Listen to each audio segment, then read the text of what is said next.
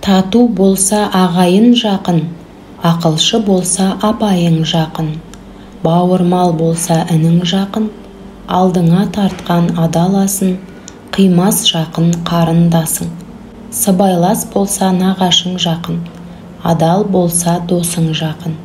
Жан серігің жас кезіңнен, бәрінен де әйелің жақын. Алтын ұяң отан қымбат, құт берекең атаң қымбат. Аймалайтын анаң қымбат, асқар тауың әкең қымбат. Мейірімді апаң қымбат, туып өскен елің қымбат, ұят пенен ар қымбат. Өзің сүйген жар қымбат, арадан шыққан жау қиын, таусылмайтын дау қиын, шаныш қылаған сөз қиын, жазылмаса дерт қиын. Іске аспаған серт қиын, ақылыңнан адасып, өзің түскен өрт қиын. Суалмайтын суат жоқ, тартылмайтын бұлақ жоқ. Құйрығы суда тұрса да, қурамайтын құрақ жоқ. Дүние деген фәни бұл, баласы жоқта мият жоқ. Бәрінен қиын сол екен, артында қалған шырақ жоқ. Ашу деген ағын су, алдын ашсаң арқырар.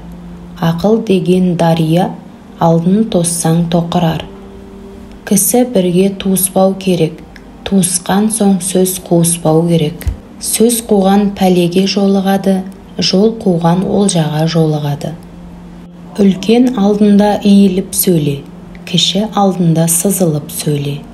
Иіліп сөйлегеннен белің бүгілмейді, сызылып сөйлегеннен сөзің үзілмейді. Күншілдік деген бар, содан сақтан. Кекшілдік деген бар, содан сақтан. Астамшылық деген бар, одан алыс жүр. Сараңдық деген бар, одан қалыс жүр. Қараулық деген бар, одан таза бол. Ынсапсыздық деген бар, содан аман бол. Ағын судың өлгені, 6 ай қыста қатқаны.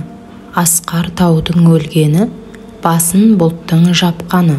Ай мен күннің өлгені, еңкейіп барып батқаны.